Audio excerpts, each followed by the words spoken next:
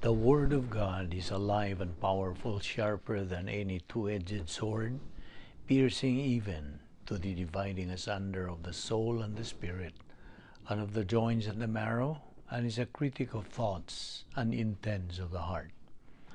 All Scripture is God-breathed and is profitable for doctrine, for reproof, for correction, for instruction in righteousness, that the man of God might be mature, thoroughly furnished unto all good works. Study to show thyself approved unto God, a workman that needeth not to be ashamed, rightly dividing the word of truth. Preach the word, be ready in season and out of season. Reprove, rebuke, exhort with great patience and instruction. For the time will come when they will not endure sound doctrine, but wanting to have their ears tickled, they will accumulate for themselves teachers in accordance to their own desires, and will turn away their ears from the truth, and will turn aside to myths. We have to note this, that we live in a day where biblical truth is considered hate speech, even among those who profess Christ. It is loving to tell the truth, no matter how much it may hurt the hearers. Always give yourselves fully to the work of the Lord, because you know that your labor in the Lord is not in vain. As we labor in the Lord faithfully, we wait patiently on the Lord, who makes things grow. I am the light of the world. He that followeth me shall not walk in darkness, but shall have the light of life. For I know the thoughts that I think toward you, saith the Lord, thoughts of peace and not of evil, to give you an expected end. For I am not ashamed of the gospel of Christ, for it is the power of God unto salvation to every one that believeth, to the Jew first, and also to the Greek. For therein is the righteousness of God revealed from faith to faith, as it is written, the just shall live by faith. Your word is a lamp unto my feet and a light unto my path. And the gospel must first be preached to all the nations. Amos 8:11, Behold, the days come, saith the Lord God, that I will send a famine in the land, not a famine of bread, nor a thirst for water, but of hearing the words of the Lord. And my people who are called by my name humble themselves, and pray, and seek my face, and turn from their wicked ways. Then I will hear from heaven, will forgive their sin, and will heal their land. My son, do not forget my teaching, but let your heart keep my commandments. For length of days and years of life and peace, they will add to you. How happy are those who hear the word of God and obey it. James 1:22, But be doers of the word, and not hearers only, deceiving yourselves. Before we start our Bible study once again, if you are a believer in the Lord Jesus Christ, be sure you have named your sins privately to God the Father. 1 John 1:9 says, if we confess our sins, He is faithful and righteous to forgive us our sins and to cleanse us from all unrighteousness. You will then be in fellowship with God, mapunan usab ka sa Espiritu Santo, ug andam na ikaw sa pagpadayon sa pagtuon sa pulong sa Dios. Now, if you have never personally believed in the Lord Jesus Christ as your Savior, ang isyo nga imong giatubang dili ang imong paghingalan sa imong mga sala, kundi ang imong pagdawat. Pagtuo kang Kristo, ingon nga imong personal nga manluluwas. The issue is faith alone, in Christ alone. Believe on the Lord Jesus Christ, and thou shalt be saved. Busa sa hilom mag-amputa.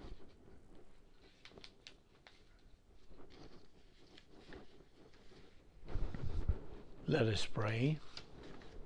Heavenly Father, because we belong to Thee, we have the right and the privilege of fulfilling the function of our priesthood, pinagi sa among paminaw sa pagtudlo sa imong mga pulong.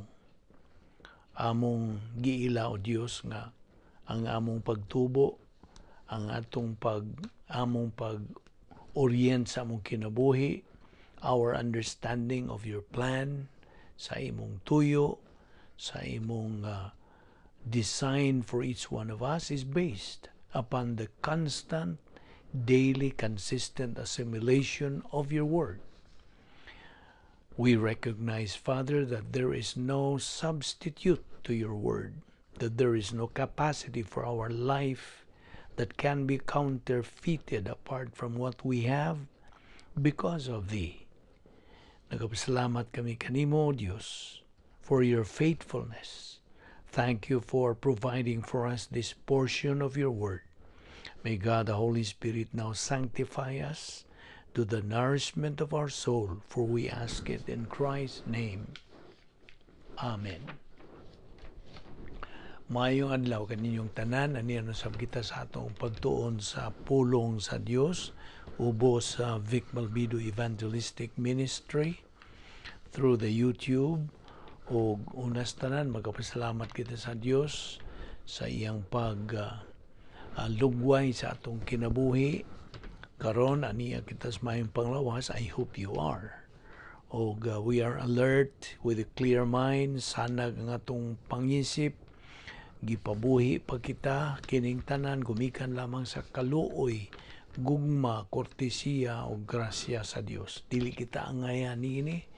Apan ang Diyos nagapadayon sa pagsangkap kanato nining tanan. Karon atong ipadayon kining atong pagtuon sa atong tun-anan nga naguluhan og the Doctrine of Apostasy. Kaya mo kini ang atong uluhan nga atong gitun-an o atong ipadayon. Kagahapon nag-isgot kita sa katuyuan sa Dios sa atong kinabuhi nga buot niya nga kita mapunan sa iyang mga pulong nga mao ang giingon nato divine viewpoint. So ang iyang purpose sa iyang tuyo sa atong kinabuhi atong nganlan kanaog divine viewpoint purpose sa atong kinabuhi.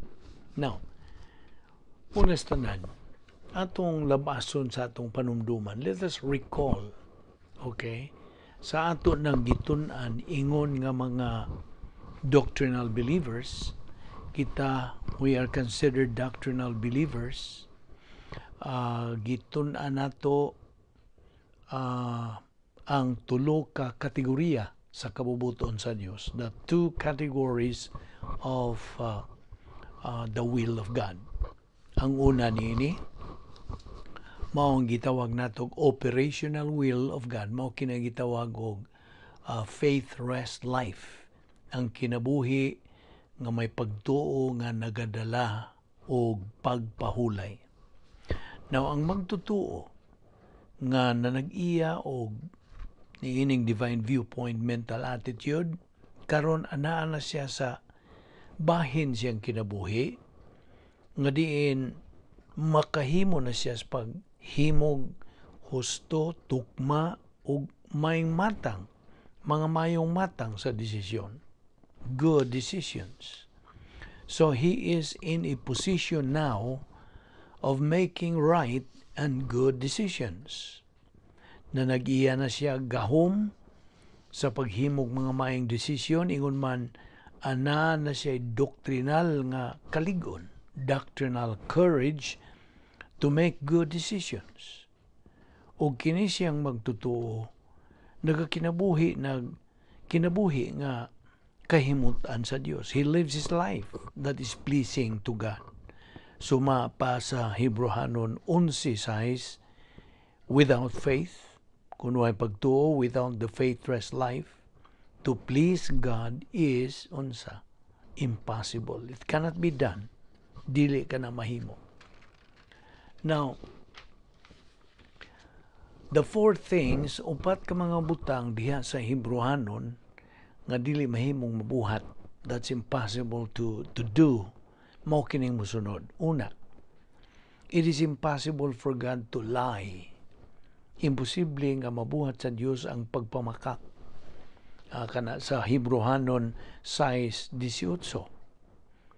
O ang ikaduha, ana makita sa Hebrewanon 6:4 ngadto sa 6, imposible sa usa ka magtutuo nga nagapatuyang sa paglunang sa pagbuhat og personal nga mga sala sa iyang kinabuhi, imposible nga makigambitay siya sa Dios. Mao kanay ikaduha. Ang ikatulo, imposible nga ang dugo sa mga baka ug kanding makahugas o makatangtang sa sala, sanglit they are on the wrong level of creation. Ikaupat, imposible nga mahitabo. Okay? Imposible sa usa ka magtutuo ang pagpahimuot sa Dios, gawas lamang pinagi sa iyang paggamit sa iyang pagtuo nga giingon na to faith-rest life. So, niya kining operational will of God, og this leads to good decision making uban sa iyang divine viewpoint mental attitude. Ug pinaagi niini ang magtutuo makatuman siya sa nagkalain-laing aspeto, different aspects sa functional will of God, ingon man sa geographical will of God. Mao kini ang tulo ka kategorya sa kabubuton sa Dios alang sa magtutuo for the believer. Ug sa dihang nabuhat na kini sa magtutuo, once he has done this, diha niya matuman ang divine viewpoint nga katuyuan siyang kinabuhi. Divine viewpoint purpose of his life. Unsa ang tuyo sa Dios sa kinabuhi sa magtutuo? Tubag, ang pagtuman sa kabubuton sa Dios to execute the will of God. Now, there are two sides of the same coin, maingon taniya na. O may hinungdan, nga atong Ginoo diya sa Mateo 16, ang atong Ginoo misulti nga kang Pedro. Sa diyang kini si Pedro, mipugong sa atong Ginoo sa pag-adto sa Jerusalem ug sa pag-agi sa pagsakit ug sa pakamatay alang sa mga sala sa katawan ni Ginoong Kristo. Alang kang Kristo, mao katuang bahin sa functional will of God alang kaniya, alang siyang kinabuhi. Miingon siya kang Pedro, get thee hence, Satan. Ug siyang pagsulti kang Pedro sa ingon nga pagasulti, he was not confused about Peter's identity. Nahibaw siya sa kalahian ni Satanas ug ni Pedro. But, iyang gi-identify kini si Pedro ug Satanas. Iyang gitawag kini si Pedro ug Satanas tungod kay si Satanas migamit man ni Pedro pinaagig human viewpoint, tawhanong pangunahuna sa iyang dautan, evil, ingon man sa historical impact, ang iyang makaguba nga historical impact ngadto kang Kristo. Of course, gihikling o gisalikway man hinoon kadto ni Ginoong Kristo, kung busa wa kini makabalda kaniya, wala.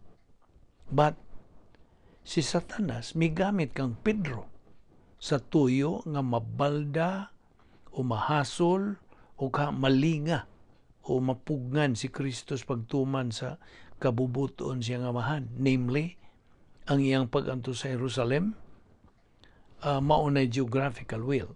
Aron pagtuman sa ingnon tang apex o kinatumyang bahin sa functional will of God, nga maong iyang personal nga kamatayon dito sa krus.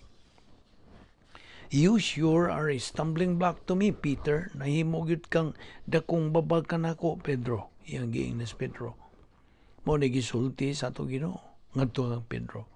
Gidugangan pag yun og ingon ni Kristus Pedro Nagawas ka na sa imong pakigambitay sa Dios, Pedro. You're out of fellowship, Peter. You are in carnality. Uban niya ng imong tawhanon nga panguna-una and historical impact tungod kay Pedro, wa ka maguna-una sa mga butang nga iya sa Dios. You are not thinking the things of God. Pedro, wa ka magtan-aw sa kinabuhi on the divine viewpoint. Nagtan-aw ka sa kinabuhi on the human viewpoint. Ug busa, anaa ka sa pagkakarnal. Nagalakaw ka sa kangit-ngit. You're walking in darkness. You are spiritually blind. Ug nagapagawas kag mangilad og daotang influensya. Evil influence nga rin kanako. Mato'y giingon sa atong Ginoo nga tukang Pedro. Ug atong makita dinhi nga ang atong Ginoo migamit nining hitabua sa iyang pakigharong kang Pedro agi og pagpahinomdom kanatong mga magtotoo nga kini ang matagamtaman ni bisag kinsang magtotoo nga mugamit lamang sa mga tawhanong pangunahuna, human viewpoint of life, rather than divine viewpoint thinking. Nan, kung kitang mga magtotoo buot makatuman sa giingon tag functional will of God, ug magmadinaugon kita sa atong Kristohanong pagkinabuhi, then si Kristo mi-emphasize sa pagka-mahinungdanon sa pagpanag-iyag Diyos noong pangunahuna, divine viewpoint thinking, nga atong gamiton sa atong kinabuhi, ingon nga mga magtotoo. Now, if anyone desires to follow after me, to come after me, in the conditional clause, our Lord set up, miingon siya, if, mo ka na ang prothesis, if anyone desires to come after me, and that desire there, that's a reference, naghisgot ka nag positibong kabubuton ngadtos kabubuton sa Dios. That is where success starts. Anha diya magsugod ang pagkamadinaugon. And that will take the believer ngadtos pagkaton sa pagtulunan sa pulong sa Dios. Then, if he's got the desire, kung nanaa siya niya ng maong tinguha, kinahanglang mohimo siya sa tulo ka butang. He must do 3 things. Number 1, deny, ilimod. Number 2, suffer, pagantos. O number 3, follow, sumunod ka. So, he must deny himself human viewpoint thinking. Ug ang bugtong paagi nga makalimod ang magtutuo sa tawhanong pangunahuna, dili ang pagtindog diha sa tubangas kadaghanan og mudayon kas pag-ingon og akong ilimod ang akong kaugalingon sa mga human viewpoint thinking. Well, that's a great desire, right? Apan dili ka na paigo, that's inadequate. Ang paagi, the mechanism nga diyan ang magtutuo makalimod siya siyang kaugalingon sa mga human viewpoint, mao ang unsa. Mao ang iyang pag-angkon sa mga divine viewpoint nga mga pangunahuna. Ug unsaon man niya pag-angkon niini? Pinaagi sa pagtuon sa pulong sa Dios. Sama nining ato karong gihimo. Pagtuon ra gyud sa doktrina, mga pagtulunan sa Biblia nga gitawag tag Bible doctrine. Una-una ni Kristo. 1 Corinto 2:16. I hope wa na nimo makalimti. 1 Corinto 2:16 nga nag-ingon sa in English og, for who hath known the mind of the Lord, that he may instruct him? But we have the mind of whom? The mind of Christ. Una-una ni Kristo. So atong makita dinhi nga ang paagi niini mao ang gisulti ni Ginoong Hesukristo ngadto kang Pedro nga Pedro, wa ka magunahuna sa panghuna sa Dios. You are not thinking the things of God. Ang magtutuo kinahanglang makakaton, makaangkon og Dios tong pangunahuna. The believer must acquire divine viewpoint thinking, divine viewpoint mental attitude. Angay natong hinumduman, kining musunod nga ingnon ta sumbanan bahin niining pagpanag-iyag Dios nung pangunahuna.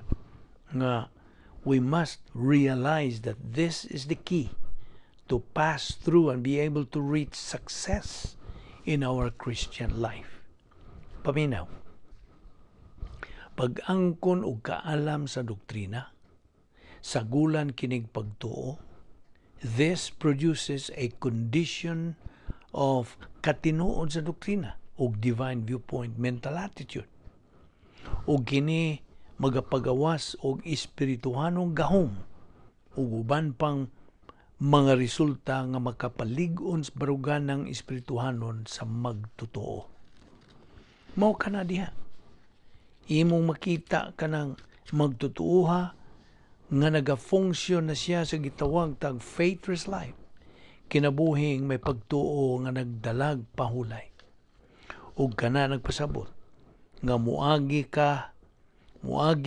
na kana siya gitawag og Category 1 suffering, unang kategorya sa pag-antos, nga diin na siya kakayahan o makahimo na siya sa pag-atubang nining maong matang sa pag-antos.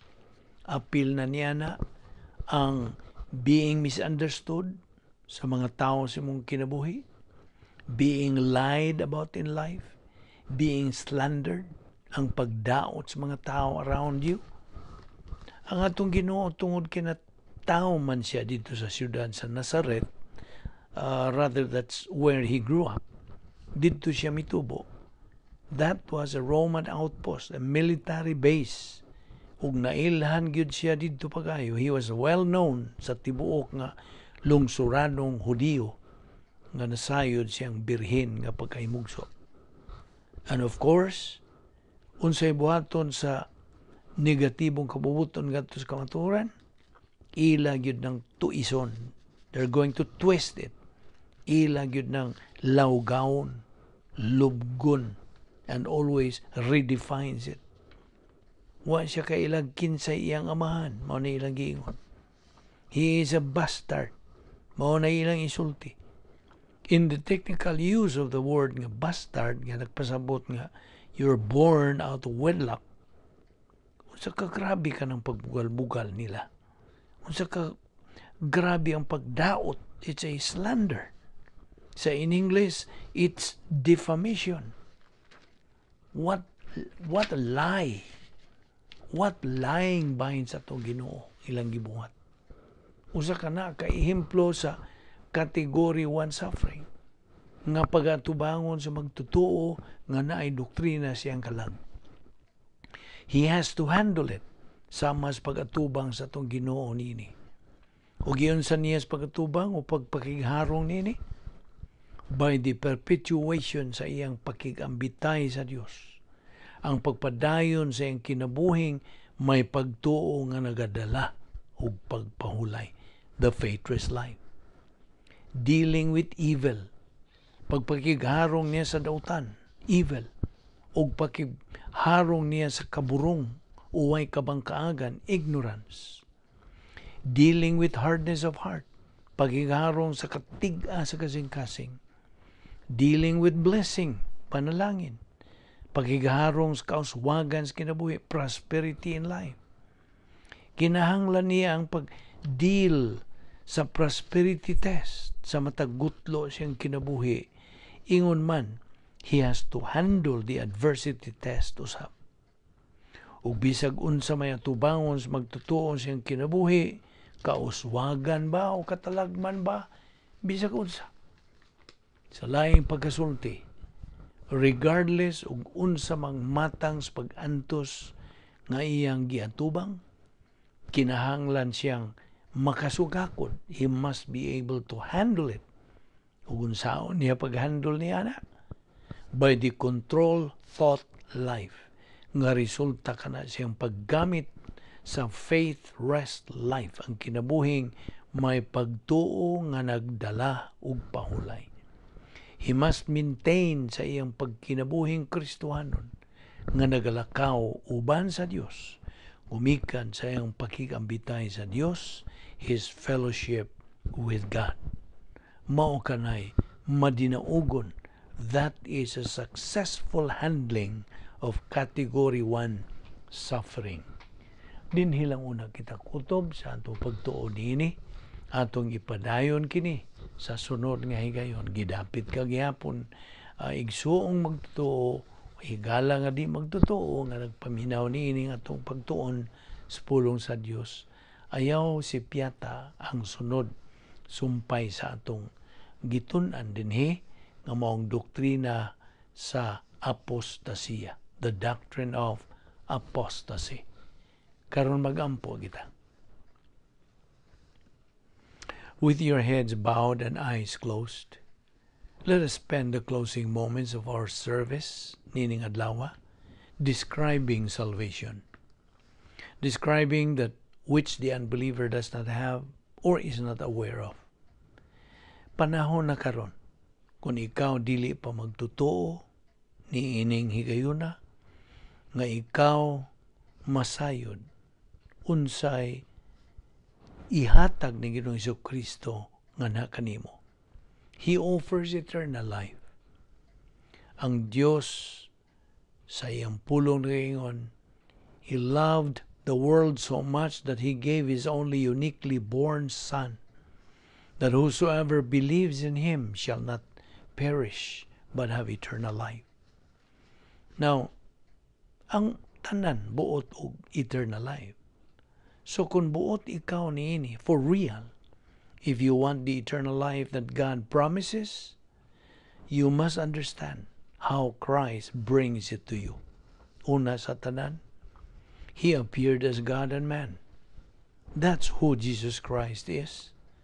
And then He came for one single purpose, ug mao kadtong iyang pagpakamatay alang kanimo. Of course, He taught doctrine while He was here, but His mission was to die so that we might have fellowship eternally with God. And how would that work? Well, He went to the cross, and God imputed to Him all the sins of all mankind, including all of yours. And on that cross, God judged Jesus Christ for our sins. That means He was your substitute. The sins that rightfully God should judge, that are yours, He judged in Christ. So, karon ang imong mga sala, dili na babag. They are not an issue when it comes to your relationship with God. Kay kadto, Christ took care of that. And so because He did, there is a simple way to receive eternal life. Tungod ni Kristo, ang imurang buhaton, maong pagdawat sa iyang gibuhat. Accept His person. Christ did it all for you. Kaya unsay gisulti sa Episo 2:8-9, we have been saved by grace through faith. This salvation is not of yourselves, it's a gift of God, not of works, lest anyone should boast. Kana nagpasabot lamang right where you sit, karon, imong nahimutangan, you can believe in Jesus Christ. Mahimo nimos pagingon, Amahan, akong dawaton ang gasa nga imong gihatag kanako pinagi kang Ginoong Jesucristo. Ug mao kana ang gutlo o higayon sa imong eternal future. Nagaampo ako nga ikaw muhatag niinig dakong consideration because it is your life. Imuha kining kinabuhi. And you must know what you are headed for asa ka padung. Eternal condemnation or eternal life. The choice is all yours. Therefore, believe on the Lord Jesus Christ and you will be saved. Magampo ta. And now, Father, we thank you for the clarity of who we are and what we must be, what you require of us, and we pray that as we continue in our temporary life here on earth, we will keep in mind what our priorities are, never forsaking or leaving them, and never becoming anything less than salt that is a savor. Kini among giampo sa ngalan ni Ginoong Hesukristo, among bugtong manluluwas. Amen.